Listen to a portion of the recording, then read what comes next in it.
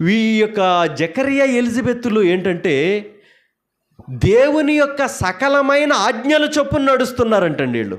నోవాహు అట్లు చేశాను, దేవుడు చెప్పిన సమస్తాన్ని ఏం చేశాడంటండి. దేవునికి మహిమ కలుగును గాక. వృద్ధాప్యంలో అప్పటికి గర్భఫలం రాలేదు.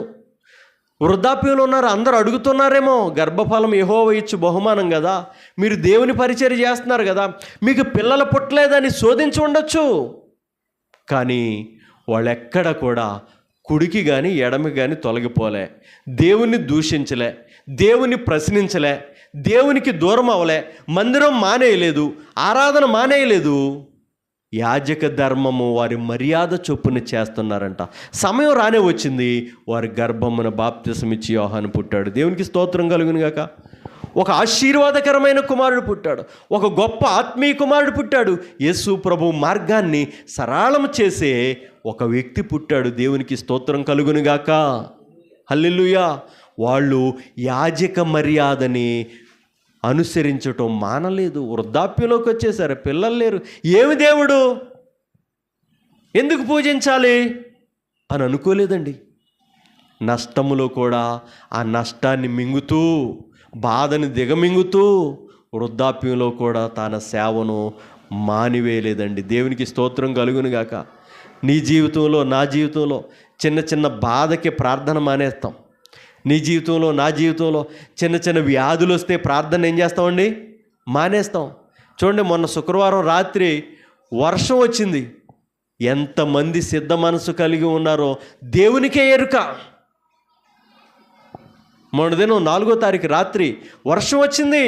ఎంతమందికైతే వర్షం వచ్చినా ఏమొచ్చినా కొంచెం దూరమే కదా, ఊళ్ళోనే కదా అని ఆరాధనకి వెళ్ళిపోదామనే మనసు ఉందో, ఎంతమందికి ఉందో మన హృదయాలు దేవుడే ఎరుగుతున్నాడండి.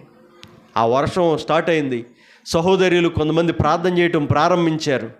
ప్రియమైన వాళ్ళారా, నేను కూడా వారికి చిన్న సలహా ఇచ్చాను.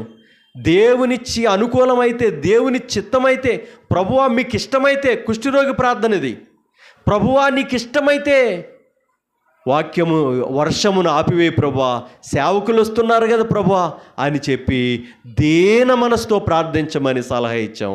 వాళ్ళు కూడా అదే ప్రార్థన చేశారు. ప్రభువా, సేవకులను పిలుచుకున్నాం కదా, వర్షాన్ని మీరే పంపించారు కదా, కొద్ది గంటలు మీటింగు జరగటానికి ఈ వర్షాన్ని ఆపివేయండి ప్రభు అని సహోదరులు ప్రార్థించగా వెంటనే 5 నిమిషాల్లో వర్షం ఆగిపోయిందండి. దేవునికి స్తోత్రం కలుగును గాక. రావాల్సిన వాళ్ళు వచ్చారు, మీటింగు ఘనంగా జరిగింది. ఊళ్ళోనే ఉంటాం, చిన్న వర్షం వస్తే మందిరానికి రాం. ఊళ్ళోనే ఉంటాం, చిన్నది ఏదో అడ్డుబండ పెట్టుకుంటాం, మందిరం మానేస్తాం. ఊళ్ళోనే ఉంటాం. అవి కారణాలైతే కాదు. దేవుడు మన హృదయాన్ని చూస్తున్నాడు, మన జీవితాన్ని చూస్తున్నాడు. దేవుని ఎడల కలిగి ఉండవలసిన మర్యాద మనం కలిగి ఉంటే మనకే దీవెన, మనకే ఆశీర్వాదం. తంత్రాలు కలిగించుకుంటే మనకే నష్టం. సకలమైన ఆజ్ఞల చొప్పున వారు వంతొచ్చినప్పుడు యాజక మర్యాదని జరిగించారు. దేవునికి స్తోత్రం కలుగును గాక.